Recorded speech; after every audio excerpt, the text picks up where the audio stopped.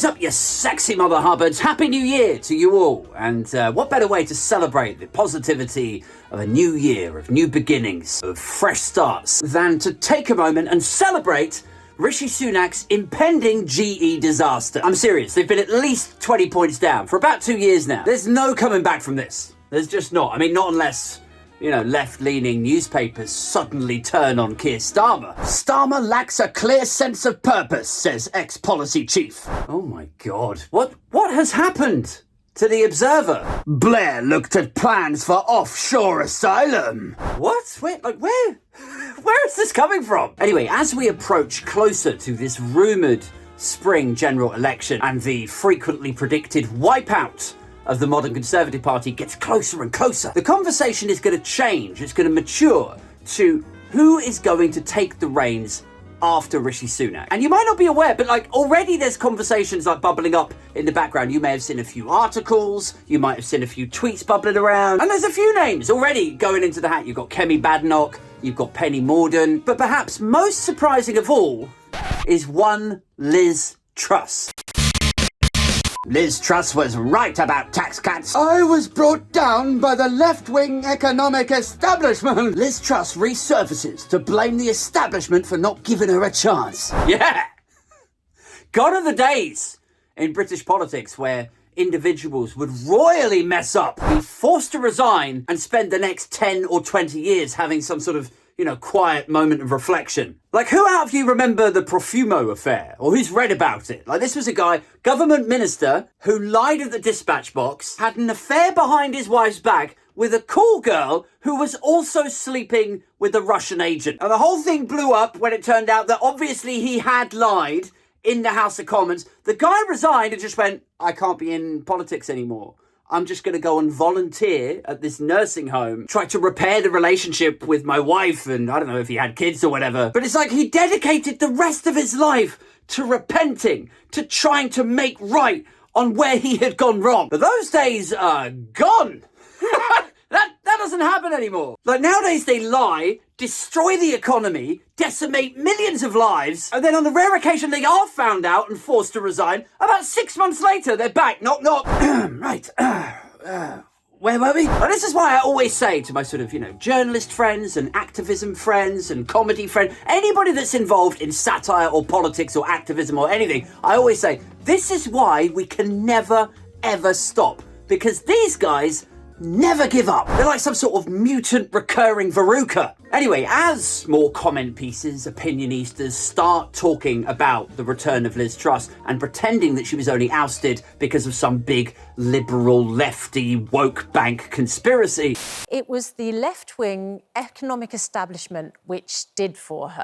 I thought now's as good a time as any to remind you all, refresh the memories, forget all of the woke conspiracy nonsense. I was brought down by the economic establishment. And just listen to me for 5 minutes as I take you through literally what they did and why it all went so bad for her. Are you ready? Let's do this. 3, 2, 1, let's go.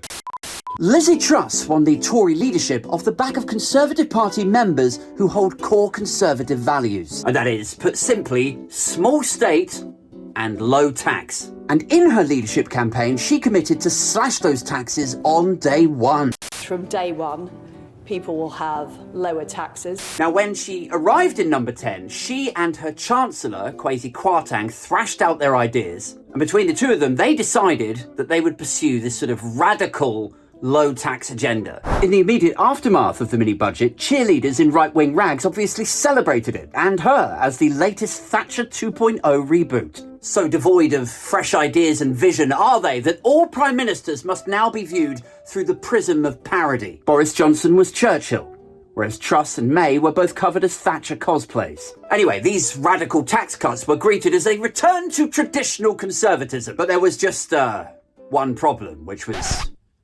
debt. Because while people like Isabel Oakeshott and Daniel Hannan were celebrating the mini-budget, the inconvenient reality remained that the UK is heavily in debt. We now have over 100% debt to GDP ratio. And put simply, that means over £100 billion from the Exchequer has to be allocated to that debt every year. And just to really hammer this home for you, that's not to pay anything off, that is just servicing the interest on the debt. UK government debt surpasses GDP for the first time in 62 years. Now, you might be thinking, okay, well, if she's going to take all of that tax money from the exchequer, because she's giving everybody a tax cut, right? She's going to take that money from the exchequer.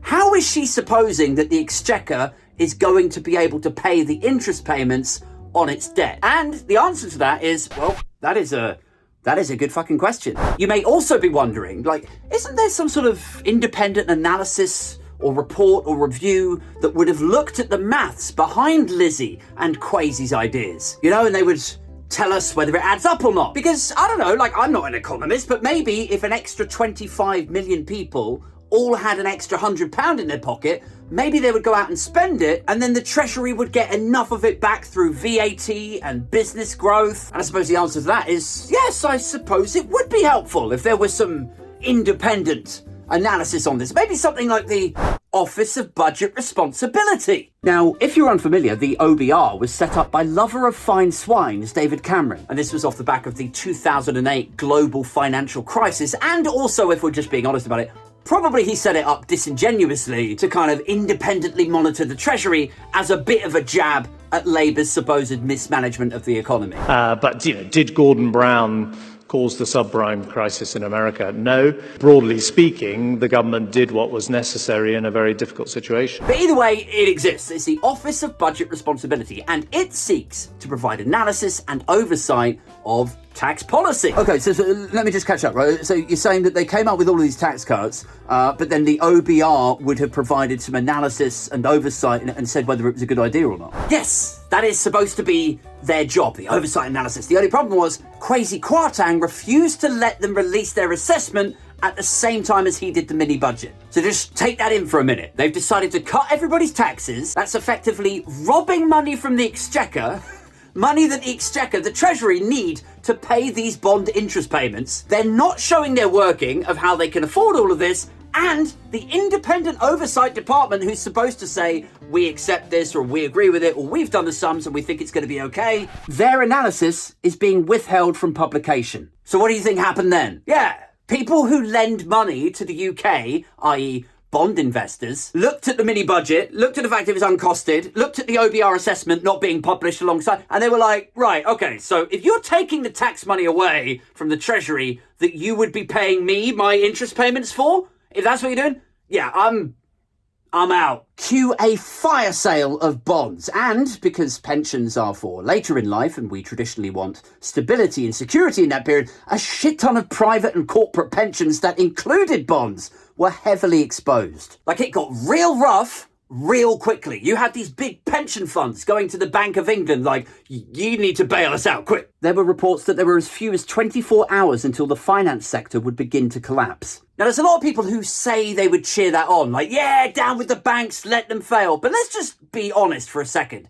If the banks failed, if Barclays went under, because Santander has borrowed loads of money off Barclays, because Lloyds has borrowed loads of money off Santander, because HSBC is exposed to maybe all four of them, if one of the banks goes down, 3 of them do. And if 3 of them do, 10 of them do. And if 10 of them do, suddenly you can't get your salary out. Picture that for a minute. Your Apple Pay stops working. ATMs go offline. Shops don't open because there's no way of taking payment or anything. So you can't buy food. Society as you know it could reasonably collapse probably within a week. Anyway, back to the topic at hand. So the entire bond market and pension market was just screwed because bond-wise, like, would you invest in Britain when the people at the helm appear to be casino gambling with the economy and refusing to publish their working? Would you invest in that? I'm not sure I would. I would look at it like, what is this, like 10-year gilts, 25-year gilt bond investments? It's like, yeah, I'll put 50 grand into that bond. Well, thank you very much for your 50 grand. Currently, that's worth $65,000, but in 20 years, it's going to be worth nothing. Oh, right, okay. But at least you'll pay me some interest, right? Every year? No, we're probably going to default within the next 6 months. Oh, man, I'm so stupid! Why didn't I invest in that nice man from Pyramid Capital? So bonds were in free fall. Pensions were wobbling. The value of a bond was So then, the Bank of England stepped in, and for all of the talk of the free market and letting businesses fail, the Bank of England stepped up with a £65 billion bailout. Like, they didn't prop up a bank or prop up a pension fund or whatever. What they did is they bought a load of bonds to synthesize the value of them remaining high to kind of stop the bond free fall. Do you understand? They just magicked £65 billion out of nothing and then bought all of these bonds. And then they were like, yeah, look, they're totally valuable. See, look, now the bond market has stabilized. Meanwhile, the pound also slumped in value for similar reasons. Because why would you, if you had $100,000, why would you change that into UK sterling when the economy it's linked to is headed for trouble? It's like your $100,000 would end up being worth significantly less. Or conversely, you could look at it like this. Like, if you had £5 million in sterling and you wanted to buy UK assets, it would make so much more sense for you to transfer that into dollars, wait for it all to tank, and then come back and buy a load of houses, right? So if the pound is worth less and the interest payment on bonds is now going, and you're further destabilising the currency with your made-up £65 billion, all of that is going to aggravate inflation. The pound is just going to be worth less, so it's going to cost more of them to bring in stuff from overseas. You know how inflation works. It's been a hot topic the last few months. So anyway, with the expectation that inflation is going to rise, all of these high street lenders were expecting the Bank of England to then hike rates. Now, if you're a high street bank operating at 2% interest rates, but you're looking at this market tumult and you're like, oh, the Bank of England are going to have to react to this. You don't want to get caught with 10,000 2-year fixed mortgages all at 2%, while the Bank of England then jack up the interest rate and you end up having to plug the gap. You're going to be way out of pocket. So what do? What did they do? They pulled all the mortgages. 2-year fixed and 5-year fixed that were being sold at 2.3 or 2.5% suddenly vanished. And back they came a couple of days later with new adjusted interest rates. The effect of this was that people on tracker mortgages suddenly saw their repayments explode, while people on fixed deals saw their mortgages expire, but when they went to go and get them renewed, the new monthly payment figure was double what the last one was. Honestly, it was wild. I went through this earlier this year, or last year now, I suppose it is. You go into the bank and you're like, yeah, hi, I'm here to remortgage. Right, yeah. Well, okay, listen, you were paying £900 before, right? Yeah, that's right. Right, okay, well, it's going to be £2,000 a month now. 2 fucking grand? Yeah, it's a lot, I know. I can't afford that. Where am I supposed to find an extra £1,000 a month from? All right. I sense that there's an element of panic in your tone, but don't worry. I'm here to tell you there is some help and guidance. Absolutely. Of course there is, for people like yourself who are caught in the headwinds. Oh, right. Okay. Whew. What's the help? What's the advice? Oh, it's, hold your nerve. Oh, great. Okay. Yeah. Very helpful. Thank you. These are the facts. This is what happened. This is the substance of what took place in 2022. When people say Truss was brought down by a left-wing establishment plot, it completely ignores the maths and the substance of what actually took place. She was brought down because, like many Tory Brexiters, she's coasted for years on vapid symbolism and has an acute allergy to substance. I was brought down by the left-wing economic establishment. And unsurprisingly, those who cheer her on, even now, with this revisionist nonsense that you're seeing sort of bubble up, they're only able to cheer her on now by ignoring the reality of what actually happened. And instead, they opt for fantasies of vague, ambiguous conspiracies where everything's, the new elite or the Blob or the left-wing establishment. That's it from me for this one. Big shouts to my YouTube community members on Court and Foire, Nicola and Christine Cash. Until next time, guys, take care.